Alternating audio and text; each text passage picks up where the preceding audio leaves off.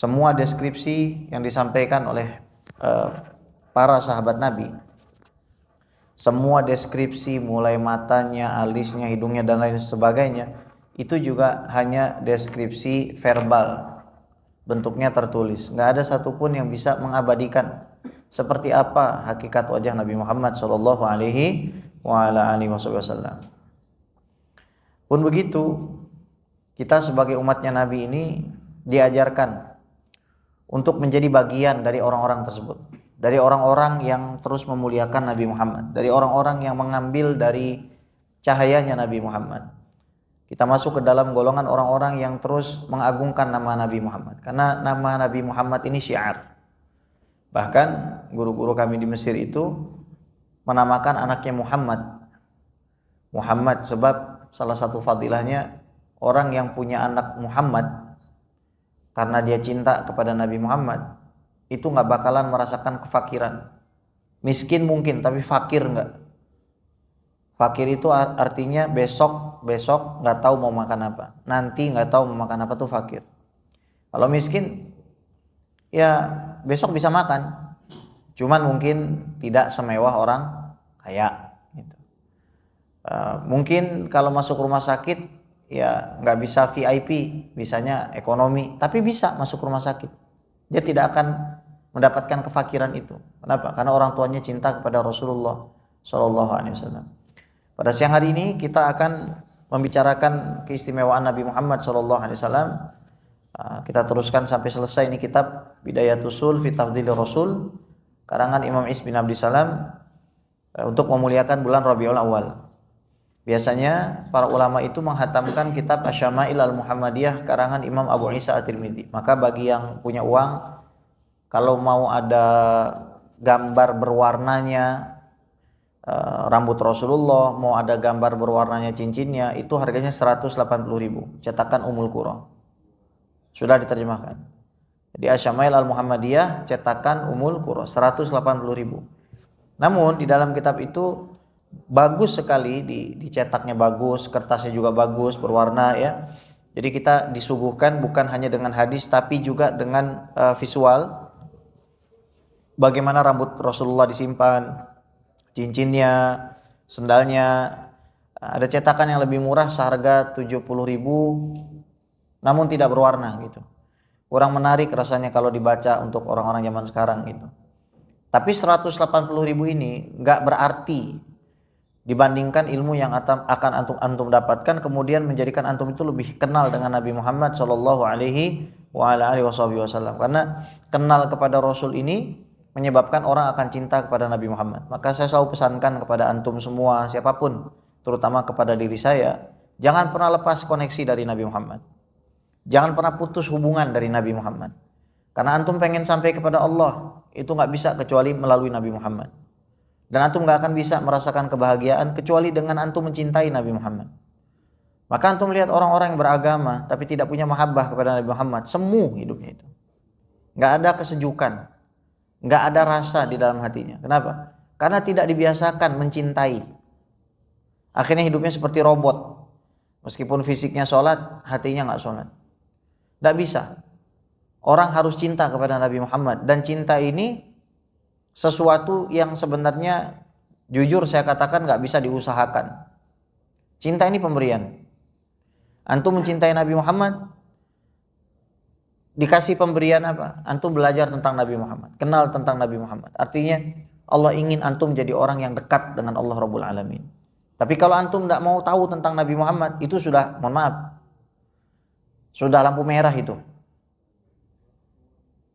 Kalau antum punya anak nggak tahu tentang Nabi Muhammad, nggak peduli tentang Nabi Muhammad, istri antum, itu lampu merah itu.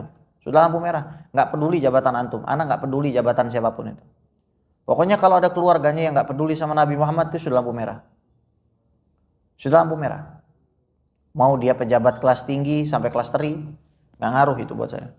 Tetap aja vonisnya sama. Itu sudah lampu merah. Bahaya. Bahaya sekali itu. Kalau sampai anak kita sudah nggak kenal Nabi Muhammad, coba bayangkan kalau kita meninggal. Akhirnya anak kita menjadi anak-anak yang linglung, bingung. Dia nggak bisa merasakan mahabbah kepada Nabi Muhammad, itu nggak bisa. Mati hatinya itu. Naudzubillah tsumma naudzubillah. Makanya kita beruntung kalau hadir di majelis maulid, kita hadir di majelis zikir yang di situ bersolawat kepada Nabi Muhammad SAW, majelis solawat itu kita hadiri itu. Untuk apa? Untuk menumbuhkan rasa cinta kasih kita kepada Rasulullah SAW. Bukan hanya supaya dosa kita diampuni, tapi supaya kita bisa bersama beliau. Bismillahirrahmanirrahim. Wa bihi ilahi qala Syekhul Imam, Syekhul Islam, Muftil Anam, Sadrul Iraq wa Syam, Izzuddin Muhammad Abdul Aziz bin Abdissalam As-Silmi Asy-Syafi'i radhiyallahu ta'ala anhu, qala Allah ta'ala li nabiyina Muhammad sallallahu alaihi wasallam mu'arrifan li qadrihi ladaihi wa anzalallahu 'alaikal kitaba wal hikmata wa 'allamaka ma lam takun ta'lam wa kana fadlullahi 'alaika 'azima. Berkata Imam Is bin Abdissalam yang mazhabnya Syafi'i, Allah Subhanahu wa taala berfirman kepada Nabi Muhammad. Jadi Allah Rabbul Alamin yang punya alam semesta ngomong langsung. Coba bayangin. Bukan ngomong langsung sama kita, ngomong langsung sama Nabi Muhammad. Allah tuh langsung ngomong sama Nabi Muhammad. Allah telah menurunkan bagimu Alkitab dan hikmah, Al-Quran serta ilmu, dan Allah ajarkan kepada kamu Muhammad apa yang kamu tidak tahu sebelumnya. Dan sesungguhnya karunia Allah kepadamu adalah sangat tidak terhingga. Ini Allah yang ciptakan alam semesta bilang ke satu orang. Saya yang punya alam kasih ke kamu kitab, saya kasih hikmah. Ini kita tidak bisa memaknakan kitab Al-Quran, hikmah itu apa. Hakikatnya cuma Allah yang tahu. Ya kalau saya terjemahkan ya kitab ya Al-Quran, hikmah ya ilmu. Tapi hakikatnya tidak ada yang tahu. Siapa yang mau tahu? Coba buka aja semua kitab tafsir, pasti terbatas artinya itu. Yang tahu hakikatnya ini ya cuma Nabi Muhammad. Apa yang sudah Allah kasih sama Nabi Muhammad, yang tahu ya cuma Nabi Muhammad saja. Wa 'allamaka ma lam takun ta'lam. Allah ajarkan kepadamu apa yang tadinya kamu tidak tahu. Nabi Adam diajarkan semua nama. Mulai dari barang kecil sampai barang besar, yang ringan sampai yang berat, yang pendek sampai yang panjang, Nabi Adam tahu. Nah, kira-kira ilmu Nabi Muhammad ini lebih sedikit atau lebih banyak? Nah, coba. Cuma meskipun ilmu beliau ini banyak, beliau nggak pernah umbar-umbar gitu. Saya ini tahu semuanya. Makanya nanti kita lihat ketika Nabi menjelaskan tentang dirinya, Nabi itu saking takutnya kepada kesombongan, atau nanti ada orang menganggap beliau itu sombong, beliau pungkasi. Saya ngomong begini bukan karena sombong. Ya. Kalau kita lain, emang sombong. Gue bukan mau nyombong ya. Nah, itu maksudnya ya beda-beda ya. Kalau kita, gue bukan mau nyombong ya, itu udah sombong. Beda sama Nabi Muhammad sallallahu alaihi wasallam. Ya. Wa qad faddallahu ba'dar rusul ala ba'din.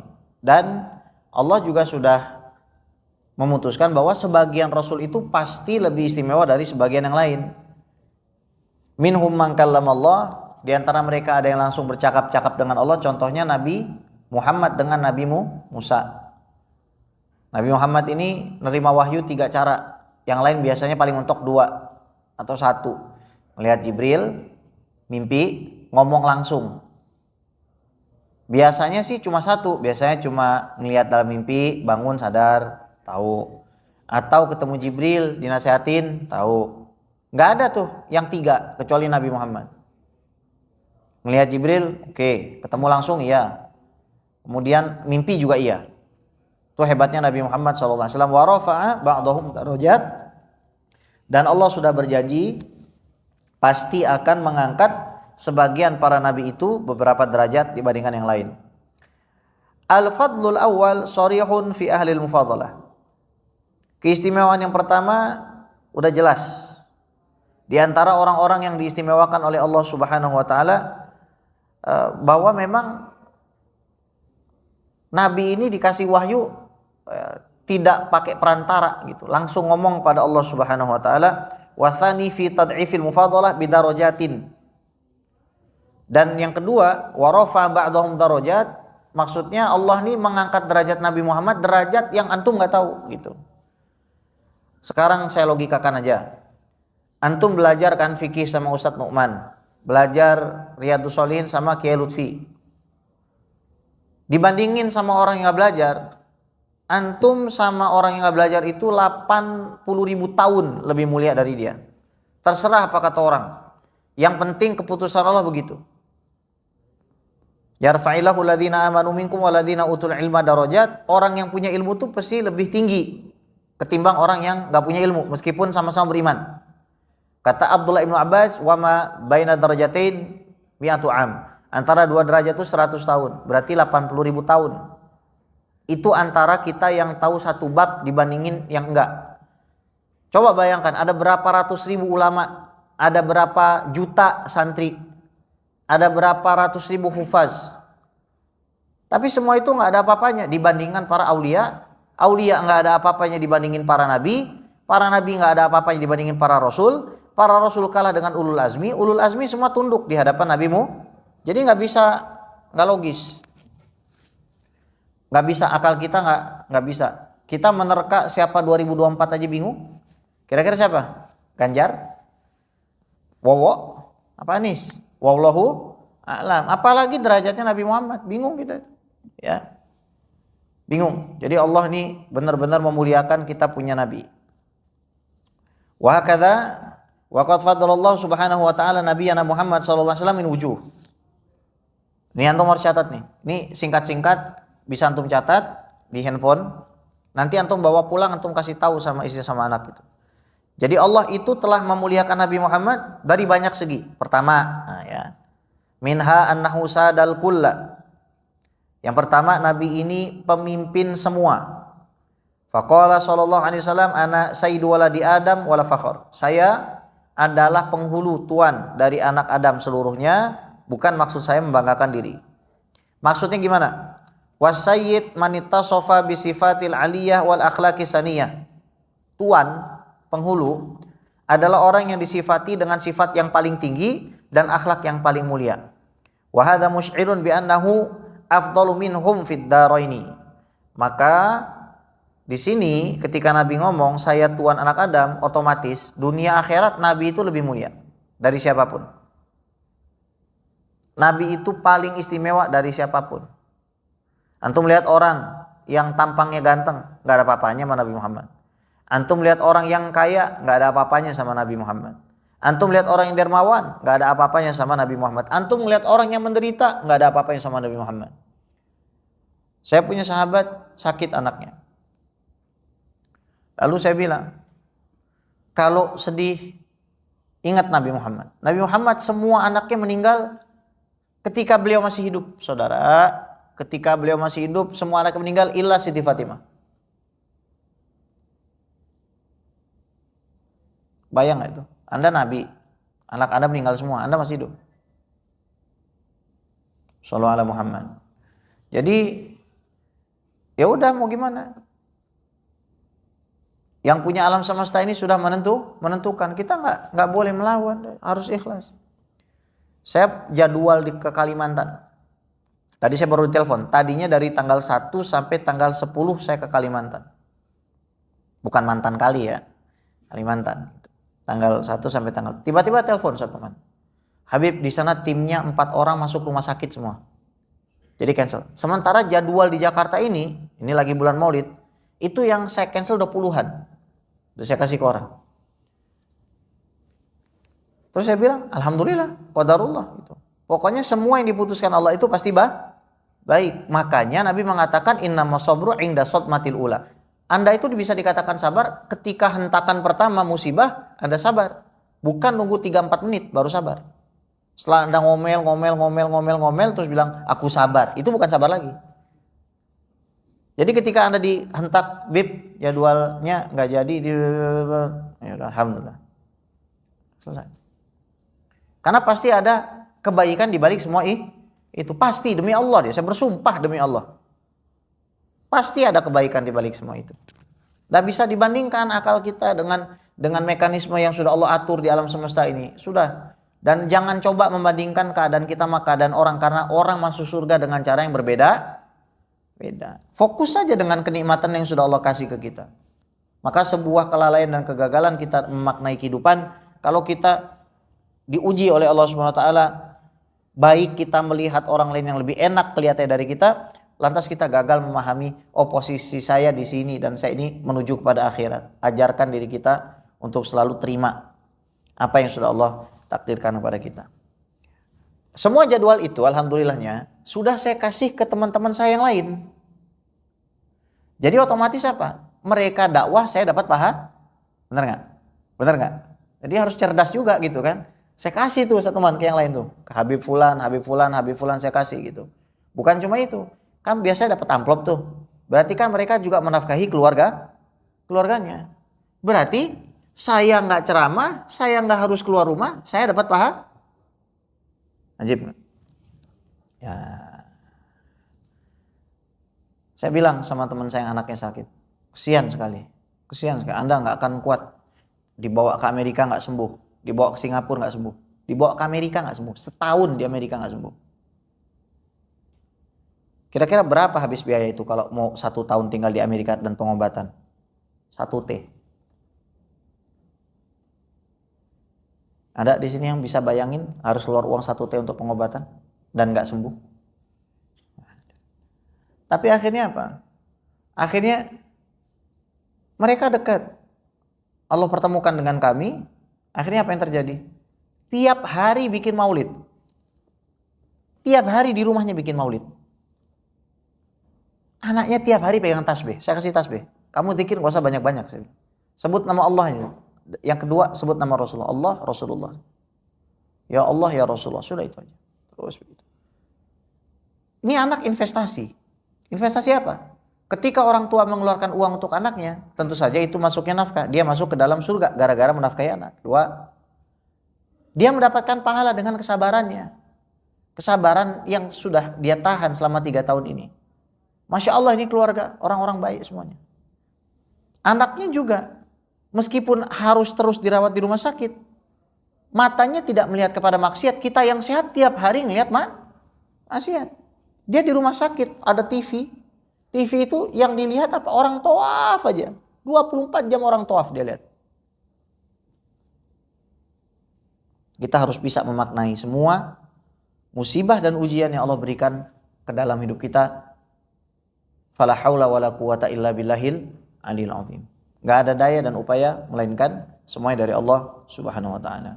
Amma fid dunya falamma tasafa bihi minal akhlaqil madhkurah wa amma fil akhirah fali anna jazaa'al akhirati murattabun 'alal awsafi wal akhlaq fa idza faddalahum fid dunya fil manaqib was sifati faddalahum fil akhirati fil maratib wad darajat. Jadi kalau nabi itu dimuliakan di dunia dengan sifat-sifat yang istimewa, maka di akhirat nabi juga dimuliakan dengan derajat yang tinggi. Ana sayyidu waladi Adam wala fakhr. Yang kedua, wa minha qauluhu wa biyadi liwa'ul hamdi yaumal qiyamah wal fakhr. Saya di hari kiamat nanti pegang panji pujian.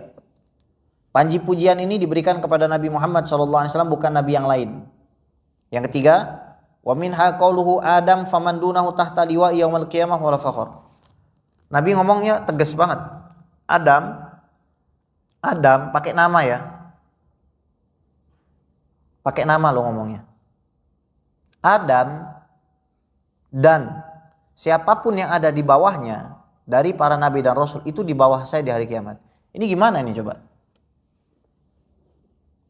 Nabi Muhammad nggak bilang Nabiullah Adam. Adam. Pakai nama. Ini bagi orang yang paham, tahu. Kalau gelar itu nggak disebutkan, berarti siapa rajanya? Yang bisa tidak menyebutkan gelar ini siapa kira-kira? Orang tua kepada anak. Bukan saya membanggakan diri. Jadi nerjemahnya harus benar juga nih. Adam dan siapapun yang di bawah dia itu di bawah saya di hari kiamat. Saking hebatnya Nabi Muhammad itu. Sallallahu alaihi wa ala alihi wasallam. Emang sangat luar biasa. Wa minha anna Allah akhbarahu annahu ghafara lahu ma taqaddama min dhanbihi wa ma ta'akhkhar. Walam yunqalu annahu akhbaru ahadan minal anbiya bimithli dzalika bal adh-dhahiru annahu lam yukhbirhum li'annahu lawahidin minhum idza tulibat minhu syafa'ah fil mauqif dzakara khati'atahu allati asaba wa qala nafsi. Kita nanti datang ke Nabi Adam, kata Nabi Adam, nafsi nafsi, saya nggak bisa nolong kamu, saya aja sibuk. Datang ke Nabi Nuh, nafsi nafsi, saya nggak bisa nolong kamu, saya juga sibuk. Datang ke Nabi Musa, begitu juga. Begitu sampai ke Nabi Isa, maka Nabi Isa menyebutkan gelar Nabi Muhammad. Yang bisa nolong kamu adalah orang yang disifatkan Allah dalam Al-Quran, orang yang sudah dimaafkan kesalahan masa lalunya dan masa depan. Maka Nabi Muhammad mengatakan, ha ana laha, saya yang mampu untuk memberikan pertolongan kepada kalian. Nabi Muhammad yang gembala kambing gitu ya, yang tidur juga, yang nikah juga, yang makan juga, makannya di bawah gitu, yang kalau memberi kepada orang sampai habis uangnya gitu, tapi jadi penolong di hari kiamat. Makanya gak usah terlalu hormat sama orang kaya yang gak ada gunanya. Siapa orang kaya yang gak ada gunanya? Ya orang kaya ketika misalkan ada yang dikubur ya, dia ngerokok enak gitu, santai ngerokok. Paling nunjuk-nunjuknya, yang itu udah belum tuh. Orang kaya yang gak ada gunanya di masyarakat itu gak usah terlalu dihormati, biasa aja. Kecuali dia ada gunanya di masyarakat. Dia bangun sekolah, dia bantu tetangganya, dia bantu orang lain. Boleh kita kasih hormat. Cuma kalau cuma kaya aja gak hormat, gak usah. Kecuali ada gunanya bagi agama, bagi masyarakat, baru mereka yang berjuang di jalan Allah, seperti itu. Kalau enggak ya sama seperti yang lain. Sallallahu alaihi Muhammad. Wa minha, yang selanjutnya, itharu ala nafsi bid'awatih idz ja'alallahu azza wa jalla likulli nabiyyin da'watan mustajabatan faqul wahidin minhum ta'ajjala da'watahu fid dunya waqtabahu wa sallallahu alaihi wasallam da'watahu syafa'atan li ummati. Semua nabi punya doa mustajab, jatahnya satu. Mau doa apa pasti dikabul. Semua digunakan. Nabi Adam dah pakai, terus sampai Nabi Isa pakai, kecuali Nabi Muhammad. Jadi para sahabat Nabi itu datang, Rasul lagi tiduran di Ka'bah, di bawah atap Ka'bah, tiduran di situ. Sahabat Nabi curhat, ini ada yang dibantai, ada yang disiksa, ada yang ditombak. Bukankah engkau punya satu doa ya Rasulullah? Kata Nabi, sabar. Doa ini bukan cuma buat kamu. Doa ini nanti akan saya minta untuk orang-orang yang belum ketemu dengan saya. Lihat, sahabat yang disiksa, Nabi mikirinnya siapa? Kita. Sahabat yang kena getahnya, kena pahitnya perjuangan dakwah, tapi Nabi mikirin siapa? Orang Tangerang, Tanah Abang, Gatsu. Yang dipikirin sama Nabi orang-orang ini, kita. Ya, begitu mulianya Nabi, nggak mau ngeluarin doanya itu. Kalau dikeluarin habis semua itu. Sallallahu alaihi Nabi Muhammad. Selanjutnya, wa minha anallaha ta'ala aqsama bihayatihi fi qouli la'amruka innahum lafi sakaratihim ya'mahun. Demi umurmu Muhammad, sesungguhnya mereka di dalam kegilaan mereka tersesat. Allah bersumpah dengan umur Nabi Muhammad, berarti mulai dari lahir. Berarti kelahiran Nabi ini sesuatu yang harus dirayakan. Kenapa? Karena Allah bersumpah dengan umurnya. Ketika orang merayakan Maulid Nabi, itu jangan dianggap merayakan kematian Nabi. Dan seandainya merayakan kematian Nabi pun, itu tidak ada masalah. Walal akhiratu khairul laka minal ula. Akhirat itu lebih istimewa dari dunia. Ketika Nabi meninggal, Nabi bahagia nggak? Ya bahagia dong. Ketika Nabi meninggal, apa Nabi sedih? Nabi sedih gara-gara keadaan beliau? Enggak. Nabi sedih gara-gara ninggalin kita. Tapi nabinya sendiri happy enggak sebenarnya itu? Ya bahagia. Kenapa? Karena lebih dekat dengan Allah. Jangan sampai dia mengatakan, oh Nabi sudah mati. Nah, berarti bermasalah ini akidahnya ini. Ya. Walhasil, kalau ada orang bilang, kenapa kok Nabi, kalian maulid Nabi tanggal 12 itu kan hari kematian Nabi. Loh, Nabi meninggal itu baik buat beliau. Hadisnya jelas. Kalau saya hidup, kamu buat hal, saya turunkan putusan melalui wahyu dari Allah SWT.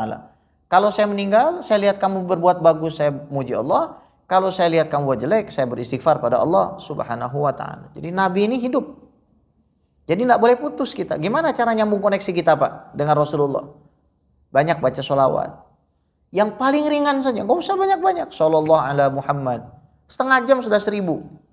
Dikali 10 berarti 10.000. Setengah jam 10.000 dosa antum dihapus. Itu kalau antum lalai. Baca sallallahu ala Muhammadnya sambil ngopi. Baca sallallahu alaihi Muhammadnya sambil naik motor. Baca sallallahu alaihi Muhammadnya sambil di kantor. Tapi kalau antum fokus bacanya, itu yang tahu pahalanya cuma Allah aja. Dan antum harus paham kenapa sholawat ini nggak ditolak. Coba, sigot sholawat gimana? Allahumma sholli ala Sayyidina Muhammad. Coba terjemahnya apa? Terjemah sholawat, Pak. Ya Allah, limpahkanlah rahmat dan kasih sayangmu kepada nabimu. Berarti yang melimpahkan sholawat itu bukan kita. Kita tuh cuma minta sama Allah. Kita minta sama Allah, sholawatnya dari Allah. Cuman kita bilangnya bersolawat. Gitu loh. Seolah-olah kita yang bersolawat. Padahal kita gak bersolawat. Kita minta sama Allah supaya merahmati nabimu. Gak mungkin permintaan baik untuk Nabi Muhammad ditolak sama Allah. Meskipun dalam keadaan lalai, itu maksudnya. Kenapa sholawat gak ditolak itu maksudnya. Karena kita minta kepada Allah untuk orang yang paling dicintainya. Gak mungkin Allah itu tidak memberikan kepada Nabi Muhammad. Makanya ada tawasul dengan Nabi Muhammad. Ada orang mengatakan, kalau tawasul tuh kepada orang yang masih hidup, kepada yang mati jangan. Terus saya bilang, berarti kamu syirik pada saat Rasulullah masih hidup. Loh, kalau kita mengatakan Nabi hidup, Nabi mati sama saja. Gak ada bedanya. Apa bedanya Nabi hidup sama Nabi mati? Cuma beda fisik aja. Tapi kita tahu Nabi Muhammad hadir, Nabi Muhammad mendengar. Ma min ahadin yusallimu alayya illa raddallahu alaihi ruhi hatta arudda alaihi salam. Gak ada orang ucapin salam sama saya kecuali Allah kembalikan ruh ke dalam saya hingga saya bisa menjawab salam kepada orang itu dan juga nama bapaknya. Qala Jibril alaihissalam, ya Muhammad inna fulan bin fulan yaqra'uka salam. Fulan anaknya fulan. Jadi disebut Ahmad Nu'man bin Muhammad bin Abdul Manan. Bin Abdul Manan. Syukron bin Hamdih, ya benar ya, Syukron bin Hamdih gitu kan. Nama bapaknya disebut, Ges bin Abdurrahman disebut, dikenal kita. Jadi orang tua kita juga disebut. Antum kalau lagi acara begini, lagi acara gitu kan, acara biasa kan, yang saya muliakan dan saya hormati, Direktur Utama BPJS Ketenagakerjaan Pusat sebutnya. Mengesankan apa kira-kira? Mulia. Nah ini disebut ya, yang nyebut MC. MC dibayar. Tapi kalau antum sholawat, dan itu disebut di depan orang biasa kayak kita. Tapi kalau antum baca sholawat, yang nyebut nama antum siapa? Jibril. Ini harus sadar dulu nih, harus punya ilmunya biar masuk ke dalam hati. Jangan ngeremehin sholawat, jangan ngeremehin salam kepada Nabi. Biar tahu kita lagi ngapain nih, beribadah. Ngucap salam kepada Nabi, ngucap sholawat kepada Nabi. Sholawat minta agar Allah curahkan rahmat, salam karena kita rindu sama beliau. Nama kita disebut sama Jibril di depan manusia yang paling top. Dan Nabi itu nggak kayak orang zaman sekarang. Orang zaman sekarang kenal pas lagi butuh. Pas lagi udah nggak butuh, ini siapa ya, kan begitu. Kalau Nabi nggak, sekali nama orang itu disebut, kenal Nabi. Coba bayangin. Nih ya, coba. Antum ketemu sama anak udah bertahun-tahun di sini kan. Misalkan minggu kemarin anak keluar, terus ada yang ngasih anak hadiah. Mungkin awal-awal anak nggak kenal gitu kan. Oh ya terima kasih. Minggu depannya lagi, ketemu lagi, ngasih hadiah lagi. Makasih. Mulai nanya anak, namanya siapa? Misalkan namanya Fulan gitu kan. Minggu depannya lagi ngasih lagi. Antum yang kemarin siapa namanya? Fulan, tambah ingat kan? Minggu depannya lagi ngasih lagi. Bukan ingat lagi, Fulan apa kabar? Itu kalau 4 kali antum ngasih hadiah. Anak bertahun-tahun di sini nggak ada yang ngasih hadiah. Itu 4 kali kita ngasih hadiah sama orang, dia pasti ingat. Ini kita ngasih hadiah berapa kali sama Rasulullah coba. Jadi Rasul nggak mungkin lupa sama kita. Nggak mungkin lupa Nabi Muhammad. Baca sallallahu ala sayyidina Muhammad atau sallallahu ala Muhammad. Itu aja paling ringkas. Sallallahu ala Muhammad, sallallahu ala Muhammad, sallallahu ala Muhammad, sallallahu ala Muhammad. Punya waktu ringkas, punya waktu, bagi waktu antum. Harus ada waktu untuk Allah dan Rasulullah. Waktu untuk Allah, sholat sunnah dan Quran. Itu waktu untuk Allah. Sholat sunnah, Quran. Waktu untuk Nabi Muhammad baca sholawat. Nyambung hati kepada Allah itu lewat sholat sunnah dan juga Al-Quran. Zikir. Ya. Nyambung hati kepada Nabi Muhammad itu dengan cara apa? Bersholawat, bertafakur, baca sirah Nabi Muhammad. Nanti kalau hati kita sudah nyambung, kita merasa berdosa kalau kita ini nggak menyambungkan hati kita kepada Rasulullah. Maka kita naik derajatnya bukan mengistighfari dosa-dosa yang manusia normal lakukan, kita mengistighfari kelalaian dari amalan sunnah yang kita lakukan. Baik. Kalau sudah satu keluar berarti sudah selesai waktunya. Ya, itu sebagai apa? Sebagai peringatan kan, afala ta'qilun. Apakah kamu tuh tidak menggunakan akalmu wahai guys kan gitu kan. Kalau sudah ada yang keluar satu sudah cukup lah itu ya. Jangan nanti keluar lagi. Pokoknya intinya jangan lepas baca sholawat itu. Sallallahu ala Muhammad, sallallahu ala Muhammad, sallallahu terus aja. Nanti di rumah punya waktu 10 menit, 5 menit ya.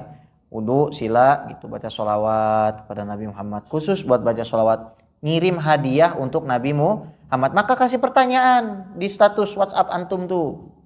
Sudahkah Anda kirim Rasul hadiah hari ini? Sudahkah Anda memberikan hadiah untuk Nabi Muhammad hari ini? Apa hadiahnya? Baca sholawat kepada Nabi Muhammad. Kalau ada orang baca status antum, terus dia jadi sholawat. Ya Allah, antum gak tahu kebaikan mana yang bisa masukin antum ke dalam surga atau bahkan kabulin hajat antum. Sebagai penutup ya, Nabi pernah bersabda, la tahqironna minal ma'rufi syai'a. Jangan kamu ngejek perbuatan baik meskipun itu kecil. Saya punya teman saya nggak punya anak selama 10 tahun. Terus dia punya anak. Saya tanya, pertanyaan saya begini, tahun ke-9 kamu bikin apa? Antum bikin apa tahun ke-9 itu? Yang nggak lazim. Sampai akhirnya antum dikabul. Apa? Dimikir. Bib, yang saya ingat, ya, saya nggak tahu, yang saya lupa ya. Yang saya ingat, waktu itu mau sholat Jumat, saya melipir ke Ciledug. Jangan lantas pada ziarah ke Ciledug ya. Ciledug ini kota suci, bukan ya. Saya mampir ke Ciledug mau sholat Jumat. Parkir agak jauh. Begitu saya jalan arah ke masjid, rame orang barengan sama saya. Tiba-tiba saya ngeliat ada kucing buntutnya diikat pakai balon. Kucing itu kesakitan. Tapi herannya segitu banyak orang lewat, nggak ada yang nolongin kucing itu. Dan kucing itu ngeliat ke saya. Tiba-tiba saya datang, saya copot itu, ikatan itu.